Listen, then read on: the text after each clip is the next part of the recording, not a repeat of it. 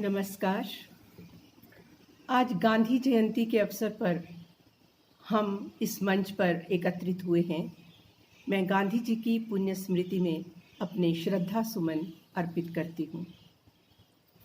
जब हम गांधी जी को इस तरह सामूहिक रूप से स्मरण करते हैं तो उसका उद्देश्य तो स्पष्ट ही है कि हम उस राष्ट्रपिता को याद कर रहे हैं जिसकी अनमोल विरासत के हम वारिस हैं। दूसरा उद्देश्य ये होना चाहिए कि हम ये भी पड़ताल करें कि उस धरोहर को, उस विरासत को हमने संभाल कर सुरक्षित रखा भी है या नहीं। वो विरासत क्या है? गांधी जी एक व्यक्ति मात्र नहीं थे जो जन्मे, जिए और मृत्यु को प्राप्त हो गए। गांधी जी वस्तुतः एक विचार हैं, एक समूचा जीवन दर्शन है, एक जीवन शैली है। उनका ये दर्शन, जिसे गांधीवाद कहा जाता है, यही गांधी है जो साकार नहीं लेकिन निराकार रूप में, सूक्ष्म रूप में हमारे मन में बहुत गहरे एक प्रबल संस्कार के रूप में विद्यमान है। गांधी जी एक राजनेता मात्र नहीं थे जिन्होंने स्वतंत्रता आंदोलन का नेतृत्व किया। गांधी जी एक क्रांति थे जिन्होंने काल की दिशा को अपनी तरफ मोड़ लिया और ये करके दिखा दिया कि महापुरुषों के संकेत पर इतिहास रूप बदलता है। उन्होंने हमारे जीवन के हर पहलू को छुआ, उस पर सोच विचार किया और एक नया जीवन दर्शन काल के अनुरूप तैयार किया, जिसमें हमारे सभी प्रश्नों के उत्तर और सभी समस्याओं के समाधान थे। आज की ज्वलंत समस्याओं को गांधी जी द्वारा स्थापित आस्थाओं, अवधारणाओं के परिप्रेक्ष्य में देखना, उसका पुनरावलोकन करना मेरा आज का उद्देश्य है। संसार का ध्यान गांधी जी की तरफ इसलिए आकृष्ट हुआ कि उन्होंने पशु बल के समक्ष आत्मबल का शस्त्र अपनाया। तोपों और मशीन गनों का सामना करने के लिए अहिंसा का आश्रय लिया। ये इसलिए नहीं किया कि अंग्रेजों की दुर्दमनीय ताकत का मुकाबला हिंसा से करना कठिन था। ये इसलिए किया कि वे समाज को ये सिखाना चाहते थे कि मनुष्य जब तक पशु बल का प्रयोग करने को बाध्य है तब तक वो पूरी तरह से मनुष्य कहलाने का अधिकारी नहीं है। भारतीय स्वाधीनता एक बहुत बड़ा लक्ष्य था, परंतु उससे भी बड़ा ध्येय था मनुष्य के स्वभाव को बदलना। ये सिद्ध करना कि जिन लक्ष्यों को पाने के लिए हम पशु बल का प्रयोग करते हैं, उन्हीं लक्ष्यों को बहुत मानवीय तरीकों से भी प्राप्त किया जा सकता है। गांधी जी ने पहली बार अहिंसा की बात नहीं कही थी। इस देश में अहिंसा की एक लंबी परंपरा रही है। उपनिषद, बुद्ध, महावीर सबने अहिंसा का पाठ पढ़ाया, अहिंसा परमो धर्म की बात की। लेकिन गांधी जी से पहले इतने बड़े व्यापक परिदृश्य में अहिंसा की परख किसी ने इस तरह से नहीं की थी।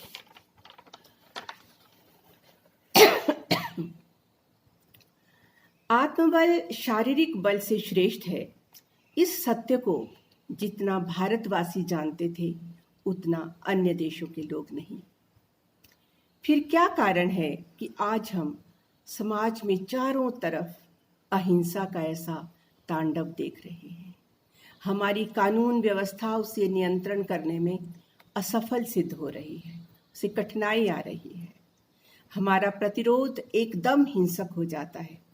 आए दिन यहाँ वहाँ दंगे हो रहे हैं, उन्मादी भीड़ बेकाबू हुई जाती है, सार्वजनिक संपत्ति जला दी जाती है, किसी भी छोटे कारण से गोलियां चलने लगती हैं।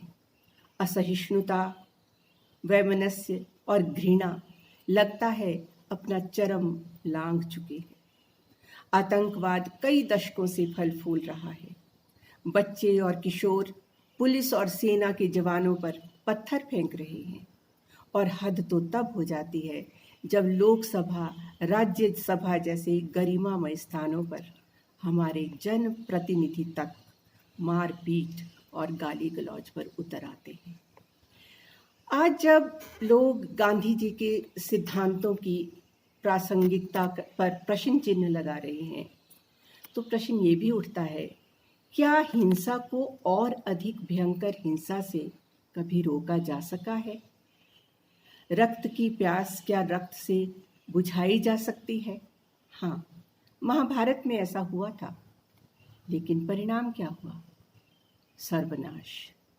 अशोक यही प्यास बुझाने कलिंग विजय के लिए निकले थे।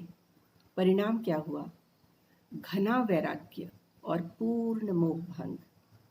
आज आवश्यकता है कि हम एक बार फिर गांधी जी की शरण लें और अहिंसा के मूल सिद्धांत को आज की बदली हुई परिस्थितियों में नए रूप में, नए रंग में अपनाएं, उनको पुनर्परिभाषित करने का यत्न करें, नए संदर्भों के अनुकूल बनाएं, परंतु मूल रूप में अहिंसा ही हमारे राजनैतिक, धार्मिक, सामाजिक और सांस्कृतिक जीवन का आधार होनी चाहिए।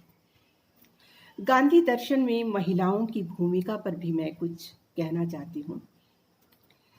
गांधी के भारत को दुनिया में महिलाओं के लिए सबसे असुरक्षित स्थान माना जा रहा है।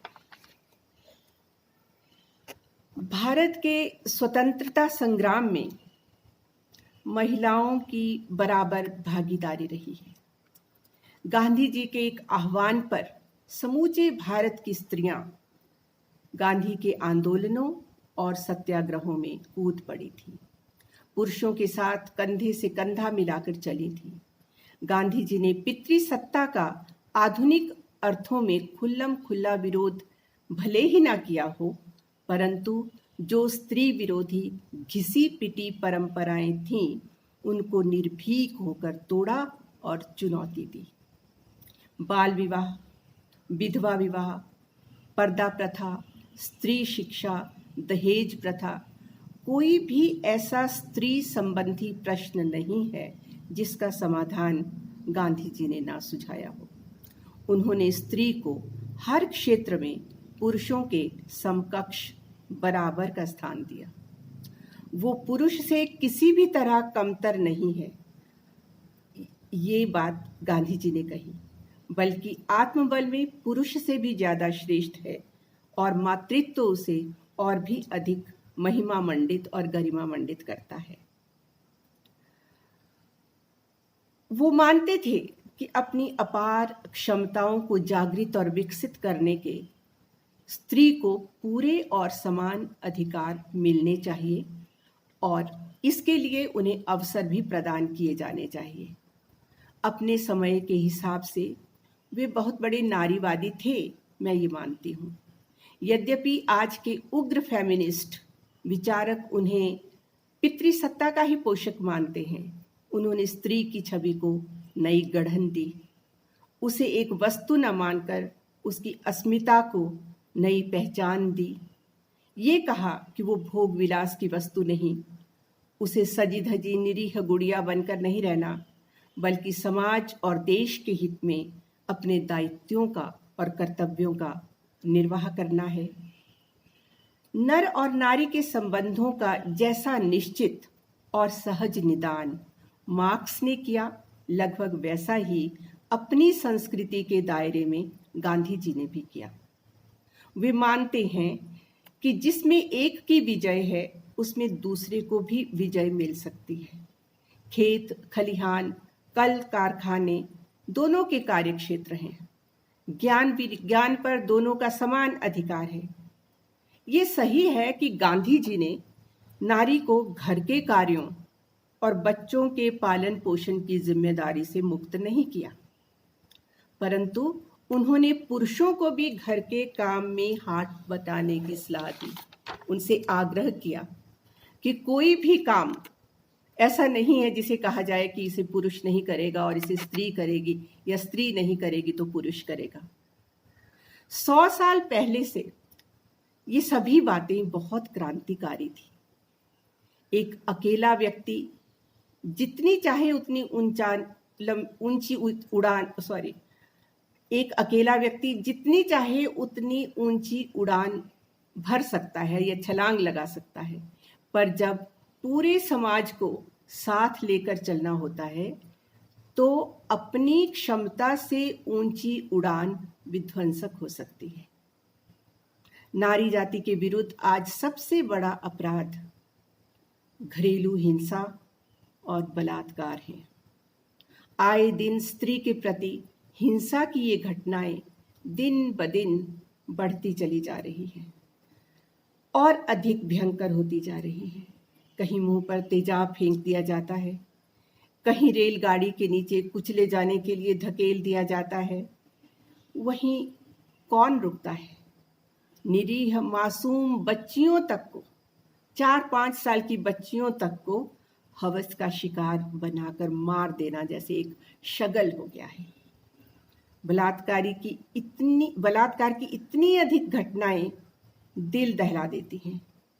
ऐसी पेशाची वृत्ति और ऐसी राक्षसी कृत्य जिनको कहना भी कठिन है, सुनना भी कठिन है, उन्हें हम दिन रात देख रहे हैं। कितने लोगों को फांसी दी जा सकेगी? न्याय की धीमी गति और कानून के दांव पेच अपराधियों का दुस्साहस बढ़ाते चले जाएंगे। अगर हम अपने बूते पर कुछ कर सकते हैं तो वो है केवल हृदय परिवर्तन। गांधी दर्शन में ऐसे जघन्य अपराधों का भी निदान मिल सकता है। गांधी जी ने स्त्री पुरुष सबके लिए जिस एकादश व्रत का उपाय बताया, उसमें सरल सादा जीवन, संयम, अनुशासन, इंद्रिय निग्रह आदि पर बहुत अधिक बल दिया गया है, जबकि आधुनिक मनोविज्ञान चित्त वृत्तियों को सहज संतुष्टि पर बल देता है।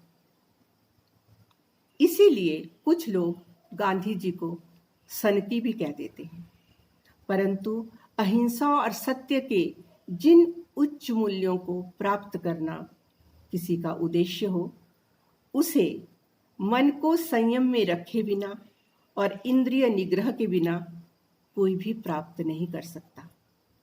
प्रेम और परपीड़ा को समझना, सहानुभूति और करुणा, ये सब गांधी दर्शन के मूलाधार हैं। गांधी जी के अनुसार बताए गए सभी प्राप्य मूल्य वस्तुतः एक दूसरे से जुड़े हुए हैं और सबका ही उद्देश्य एक है।